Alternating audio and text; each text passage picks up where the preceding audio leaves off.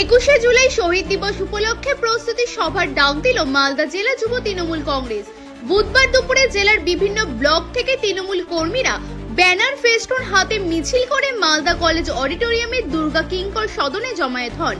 সভা শুরু হয় 1993 সালের শহীদ 13 জন তৃণমূল কর্মীর প্রতি শ্রদ্ধা নিবেদনের মাধ্যমে।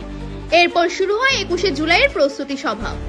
উপস্থিত ছিলেন তৃণমূল জেলা সভাপতি আব্দুর রহিম বক্সি, মন্ত্রী তাজমুল হোসেন, বিধায়িকা সাবিত্রী মিত্র, রাজ্যসভা সভাপতি কৃষ্ণেন্দু নারায়ণ চৌধুরী, জেলা পরিষদের সভাধিপতি লিপিকা বর্মন ঘোষ, পৌর প্রধান কার্তিক ঘোষ, যুব তৃণমূল জেলা সভাপতি প্রসেনজিৎ দাস সহ অন্যান্য নেতৃত্ব। তৃণমূলের পক্ষ থেকে জানানো হয়েছে, আগামী 21শে জুলাই ধর্মতলায় শহীদদের সম্মান জানিয়ে সভার আয়োজন করা হয়েছে। প্রধান বক্তা হিসেবে থাকবেন মুখ্যমন্ত্রী মমতা বন্দ্যোপাধ্যায়। মালদা জেলা থেকে বিপুল কর্মী সমর্থকের অংশগ্রহণ নিশ্চিত করতে এই প্রস্তুতি সভার আয়োজন। তৃণমূলের নেতৃত্বের আশা, এবারে শহীদ দিবসে সভা সব রেকর্ড ছাপিয়ে যাবে।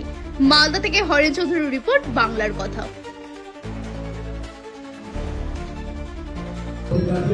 যুব তৃণমূল কংগ্রেস আজকে সভা ডেকেছে।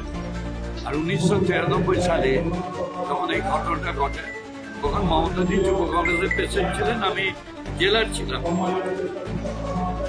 তো সেই দিনের স্মরণ করে মমতাজি ঘোষণা করেছিলেন 21শে জুলাই পরে 22 জুলাই যখন কলকাতায় মিটিং হলো, যে প্রতি বছরই যতদিন আমি রাজনৈতিকভাবে বেঁচে থাকবো, শারীরিকভাবে বেঁচে থাকবো, ততদিন পর্যন্ত আমি এই সভা করে যাব।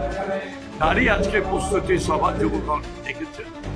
আমাদের জননেত্রী মুখ্যমন্ত্রী মমতা বন্দ্যোপাধ্যায়ের নেতৃত্বে 21শে জুলাই ধর্মতলা চলো 1993 সালের মমতা বন্দ্যোপাধ্যায় যে লড়াই করেছিলেন সচিত্র ভোটার কার্ডের দাবিতে, সেখানে 13 জন তরতাজা যুবক বামফ্রন্টের পুলিশের গুলিতে নিহত হয়েছে।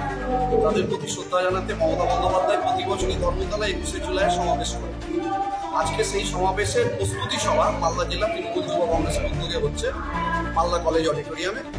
এবং এই সভার মাধ্যম থেকে তৃণমূল যুব কংগ্রেস যে গোটা জেলায় ঝাঁপিয়ে পড়ে 2026 সালে সিপিএম, বিজেপি এবং কংগ্রেসের বিরুদ্ধে লড়াই করবে, সেই ঐক্যবদ্ধতার চিত্র আমরা এখানে তুলে ধরেছি।